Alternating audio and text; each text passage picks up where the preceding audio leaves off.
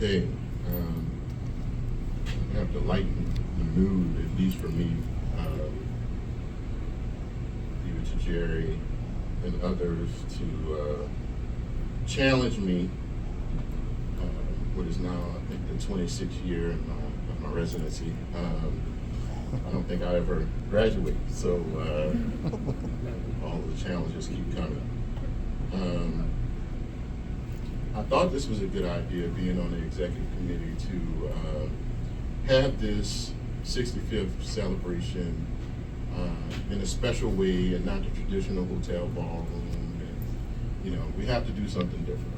And so it's usually not too hard for Jerry and I. So having this on the boat felt like a really, really good idea, until I got the call from Mike. And I second guessed myself. I started to think about giving remarks, traveling up the Mississippi River, and got a little nervous about it, and we got on the boat earlier to set up, and we got lights flickering, paddles swirling, like 26 years of residency. So, but most of you that know me well know that I'm always glass half full, very positive. And the one thing that I can say, since y'all can't leave the boat, no matter what happens with these remarks, I can always honestly say that you all were captivated.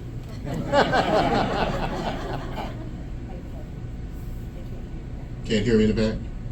Okay, is that better? Great, sorry. So, this recognition is really, truly humbling and surreal for me. I cannot put my emotions into words. I can try to put this whole thing into context. It all started about 30 plus years ago, as Jerry mentioned, when Jerry and Ken Hale, who is assistant dean at Ohio State, came down to Xavier and to recruit and to talk to us about leadership programs. And fortunately, Brandon and I were two of the folks, students that Jerry and Ken talked to. And 4 years later, I remember keeping their cards. There was a P4 student. They came when we were like P1s or pre-pharmacy, and that's a whole nother story on networking. We pulled those cards and contacted Ohio State and said, hey, we're interested in coming to take a look at the program. And that led to me matching with the one program that I ranked, the Ohio State Masters in Health System Administration, with the emphasis in Health System Pharmacy program. So I wouldn't be here, and none of this would be happening if it wasn't for Ken and Jerry. But I have to, and I told you I would, acknowledge my wife Tara as well, because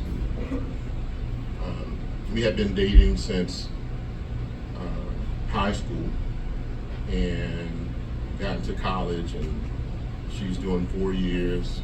Like, I'm doing pharmacy school, I'm gonna be there at least 6 years. By the time I got to P3, P4 year, we're getting serious, talking about marriage and so forth. I'm like, I have to do a residency program. We're all Form D now. And she said, okay, well, we can try to set the wedding for the year after the residency.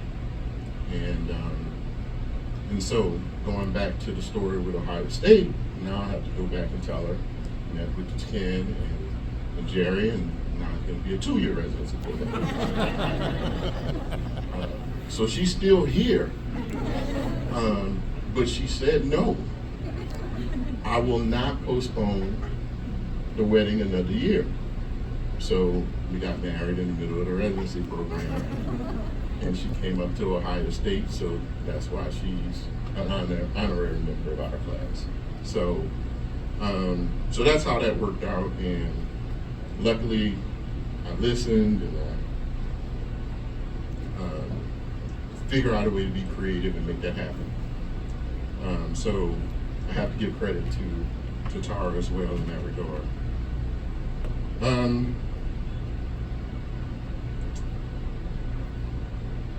And now to be back in New Orleans, where it all started, to celebrate our 25th year of graduating from the Laitolais leadership program, not in the 80s, with my class.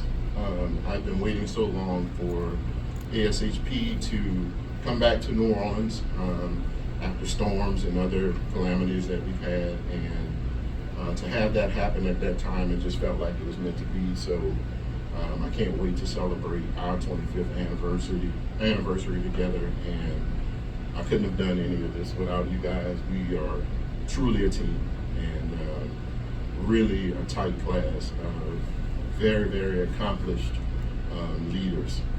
And so I really appreciate you guys and respect you guys.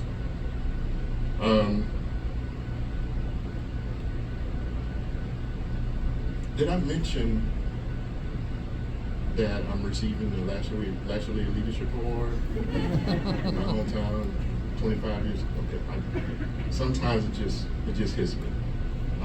Also what happened was my first job was at UTMB, and I was very, very lucky to land at UTMB because we had Ross Thompson from Kansas to Kansas program, which we talked about at length, and Rod Daniels from Wisconsin's program, recruiting to UTMB to start legacy there 25 years ago as well. And so I'm back at UTMB, where it all started for me, leading the academic and health system pharmacy enterprise. And it's just very surreal. And so with all of those things, emotions are high, very high. And for those of you who know me well, you usually don't see me very emotional. So I'm very, very happy and excited to receive this award. And along the way, there's been a lot to celebrate and a lot of people to thank. And we would be here all night if I did that. But I will point out that I have sincere admiration and love for the Ohio State University Laitolais Leadership Program, and you all make up that program. And so I have sincere appreciation and love for all of you. And the one thing about the Ohio State Laitolais Leadership Program is that it's always loved me back, and I appreciate that. So I'll leave those remarks at that in terms of the thank yous, so that we can cut it short and get to my remarks. In the spirit of celebrating 65 years of excellence in leadership development and continuing the rich discussions that we had at today's symposium, I would like to explore the rarely celebrated and glamorized topic of followership. Aristotle theorized that you must know how to be a good follower in order to be a good leader. I support this theory and would like to point out the qualifier of good leadership and followership. Also, to paraphrase Leonardo DiCaprio in the movie Django,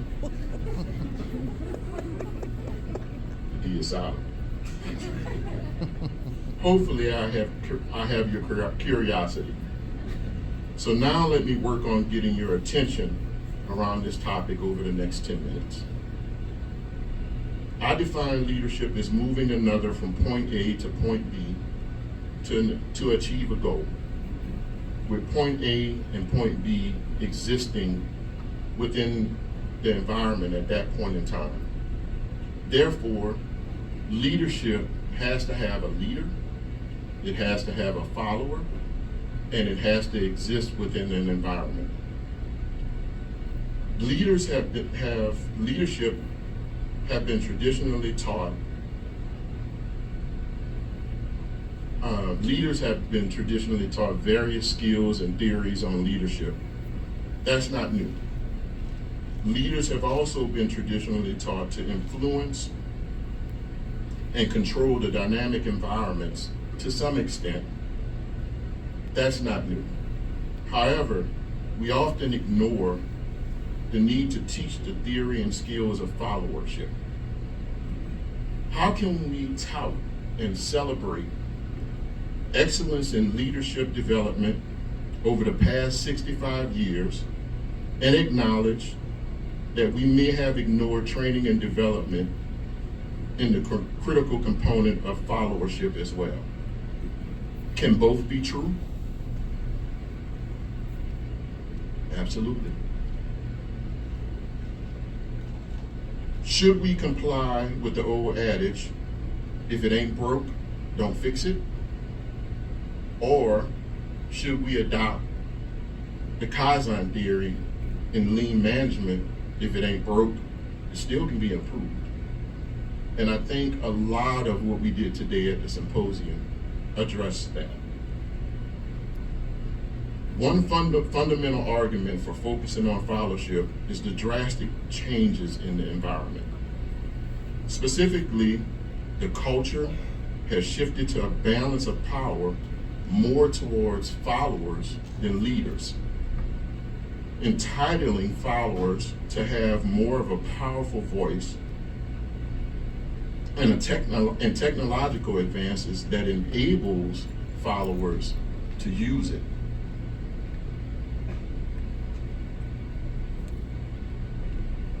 And to use it to influence others. This same environment may be shifting more relevance from having power of position as a leader to having power of influence in a follower role. The good news is that both of these roles can be fulfilled by the same individual in the same position. We may simply have to teach both and not expect that the traditional approach of practicing good leadership and inherently having followers fall in line still exists in this current environment. There is a change in the environment, and it has been evidenced by a resulting decline in respect for authority. I've been around long enough to know, not since the 80s, but I've been around long enough to know, to remember when leaders worked really, really hard not to get fired, as opposed to working really hard in today's world not to get canceled. It's really a difficult position to be in, considering that usually the higher the level of the leader, the less content expertise that their supervisors have. It appears that we have two choices to address this change in the environment. Improve our ability to practice more autocratic and oppressive leadership so that folks will fall in line, followers will fall in line, or to learn to be more accommodating to address the change in the balance of power shifting more towards followers. Imagine in today's environment the response to President Kennedy's call for citizens to ask not what your country can do for you, but what you can do for your country. Imagine that in today's world. But what you can do for your country. I will be sure to add that to our list of closing interview questions for all of my UT family out there when it appears that the interview is taking a turn for the worse and we need to get them running away. The good news is that we still have candidates interested in leadership positions. But the bad news is this interest seems to be shifting more towards self-interest and less toward the others that leaders serve. I typically ask the same question to every cohort I teach in the Houston program, at the beginning of the program and at the end of the program. What area of leadership are you interested in? Every year. Well, last year, I was surprised to learn that none of the cohort, almost close to graduation, was interested in inpatient pharmacy operations. I immediately asked a clarifying question to find out why. And the response was overwhelming. It was an aversion to managing followers and all of the stress that it brings. None of the cohort wanted to take a position where they would have 30 or 40 followers or subordinates to manage. This is a big change in environment.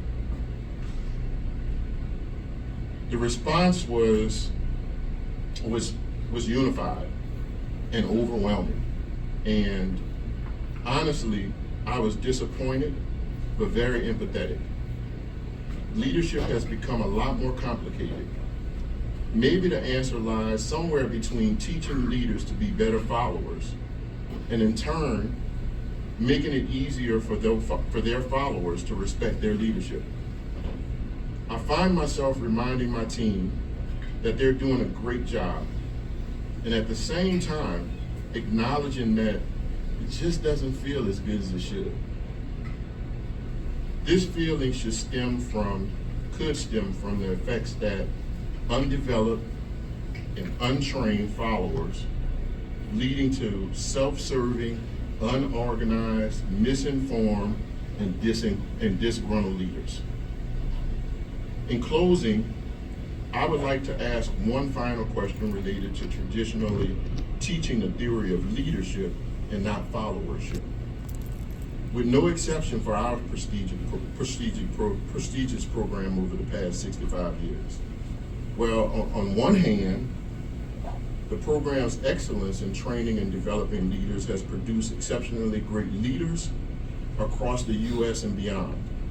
On the other hand, with this recent change in culture and technology, should there be a meaningful consideration on commensurate training in the development of followership? I will leave you with my three keys to success and two related points of emphasis in the context of these remarks. The first key is to define your goal. And your goal is your goal.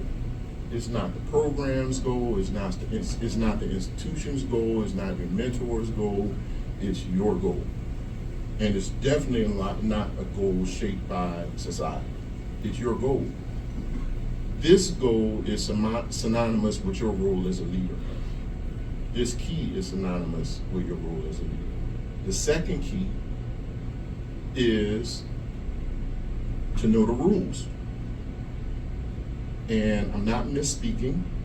It is to understand and know the rules, not make the rules. To know and understand the rules, right? And being that you don't make the rules, this key is more synonymous with your role as a follower. Thirdly, you have to constantly play. That's the third key. Constant literally means constant. And this is very important because you're playing the game whether you choose to play or not. And if you don't comply with the keys to choose your role in the game, it will choose a role for you. It will choose the same role every single time. And that is the role of a victim. So choose your role, follow the keys, constantly play. The things that I want to emphasize is that other than being victimized, by the game, which we all don't want. So whenever you feel yourself feeling that way, think about those keys. The second thing, and lastly, in my recent studies over the past 3 or 4 years on followership, I discovered that its application to my 3 keys to success is alignment. Alignment with the goals and the rules that we talked about in the first and second key. Or in other words, alignment of the leader and the follower. That's the key. I can't wait to complete my research on this topic and incorporate the results in our efforts to develop future leaders in our profession and beyond. Thanks again for this great honor, and let's continue our celebration with OH! Oh! Thank you.